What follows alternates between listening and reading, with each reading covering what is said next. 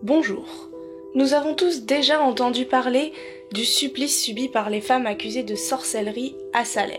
Mais saviez-vous que cette chasse aux sorcières s'est aussi déroulée au sein de nos régions? Non?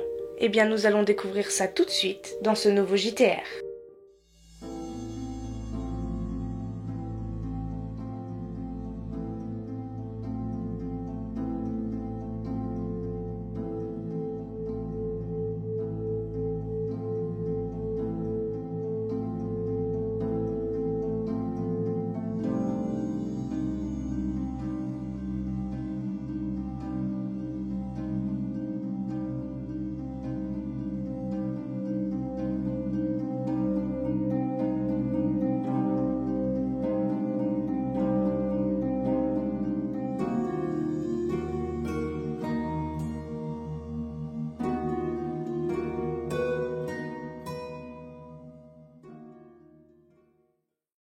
En Europe, ce mouvement de chasse aux sorcières débute dans les années 1430, dans ce qu'on appelle l'arc alpin.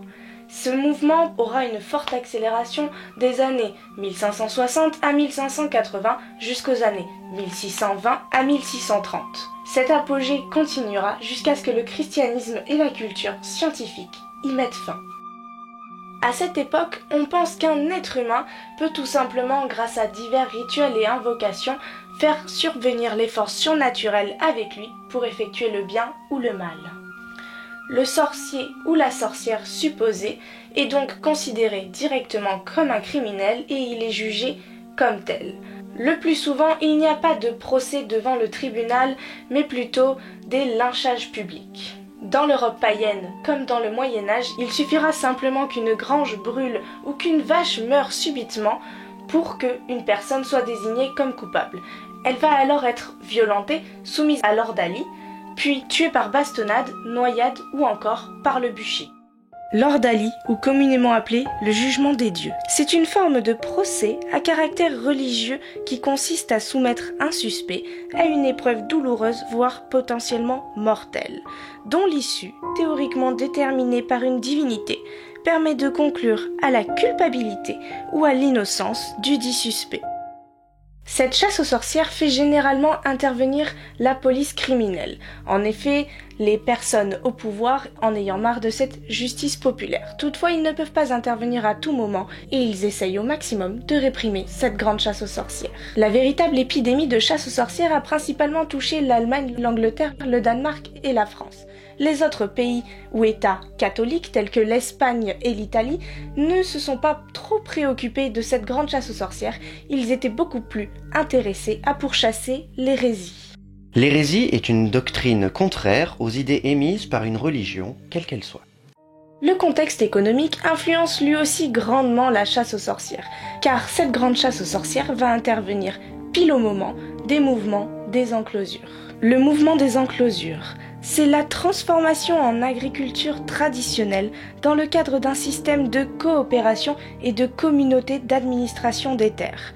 C'est le système de propriété privée qui met fin au droit d'usage. On peut donc interpréter cette grande chasse aux sorcières comme l'éradication de mouvements féminins ou masculins face aux violences du régime, voulant inculquer des nouvelles normes et aussi voulant éradiquer les anciens rites païens.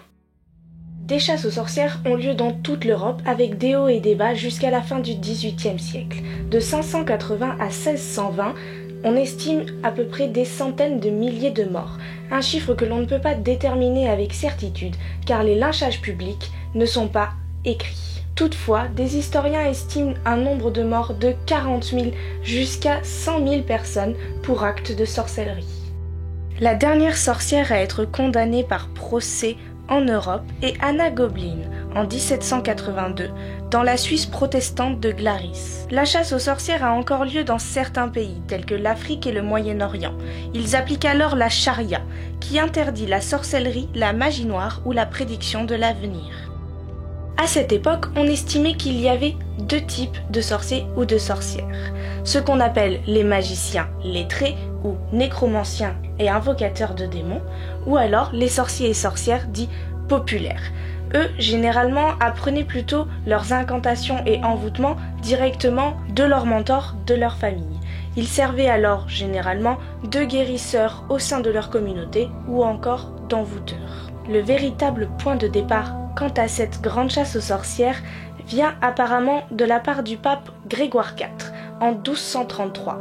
En effet, celui-ci a écrit l'un des premiers démonologues qui s'appelle la Vox in Roma, expliquant le sabbat des sorciers et leur vocation au diable. Le tout premier procès pour sorcellerie a lieu directement au Parlement à Paris. Il s'agit de celui de Jeanne de Bruges, le 29 octobre 1390, qui est jugée pour acte de sorcellerie. Elle est alors jugée coupable et elle sera brûlée vive le 31 août 1391. Jusqu'en 1375, les procès pour sorcellerie se font plutôt rares. Mais à partir de 1376 jusqu'à 1435, on observe une nette augmentation quand même de ces procès au niveau de l'Allemagne. La France, quant à elle, n'a pas d'évolution significative au niveau de cela.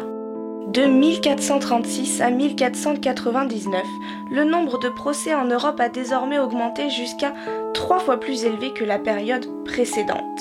C'est à ce moment-là que la sorcellerie populaire prend la place de la magie rituelle des invocateurs de démons. L'image de la sorcière passe alors au stéréotype que nous connaissons encore tous de nos jours, la vieille dame avec le nez crochu et la verrue. L'identification de la sorcière présumée passe par 3 étapes bien distinctes. La dénonciation de l'hérésie, dont fait preuve la personne, l'aspect du crime de foi, ainsi que le péché originel. Ainsi, avec l'avancement dans le temps, on observe une féminisation et une démocratisation de la sorcière comme étant principalement une femme. Elle est dévouée au mal. Au cours des différents ouvrages de démonologie, on observe alors différentes caractéristiques de ce sabbat de sorcière. En effet, cela passe par le meurtre d'enfants, le péché originel, mais aussi la puissance du diable lui-même. Ces différents ouvrages de démonologie encouragent la peur de la sorcière, mais aussi la peur de l'hérésie suprême. L'un des éléments les plus frappants dans la proscription de la sorcellerie est l'évolution de la punition. En effet, au début du XVe siècle, lorsqu'une personne était accusée de sorcellerie, elle était généralement bannie du village. Toutefois, au fur et à mesure des siècles, nous observons qu'une même personne, dans ce même village accusée de sorcellerie, finira malheureusement par être condamnée à mort.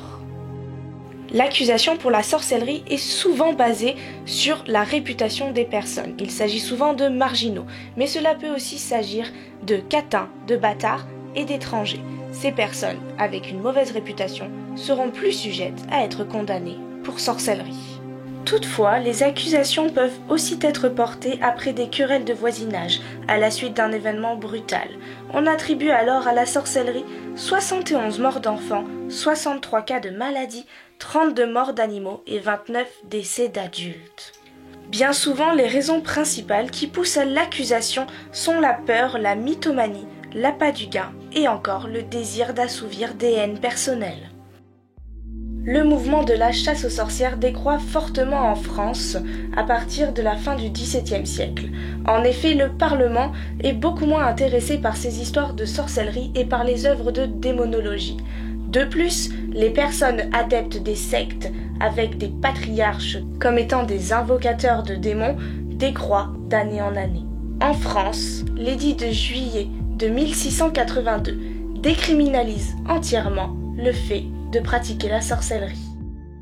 Toutefois, malgré cette légalisation plutôt récente, en 1826, une femme sera accusée de sorcellerie par des paysans et sera brûlée vive.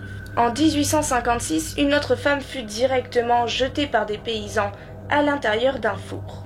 Toutefois, en 1886, à Luneau, le couple de Georgette et Sylvain Thomas tue la mère de Georgette, estimant qu'elle était possédée et responsable de tout leur malheur. Voilà, c'est la fin de ce JTR. J'espère que ce sujet vous a plu. Aujourd'hui, nous observons une nette popularisation de ces sorcières. En effet, de nombreuses séries et films traitent ce sujet. De plus, nous observons un phénomène inverse. De nombreuses personnes qui n'ont plus foi en la médecine et en la culture technologique décident de faire appel à des sorcières, tout simplement, et d'effectuer d'anciens rites païens pour retrouver la santé, le bonheur ou la joie. Sur ce, je vous dis à très vite dans un prochain JDR.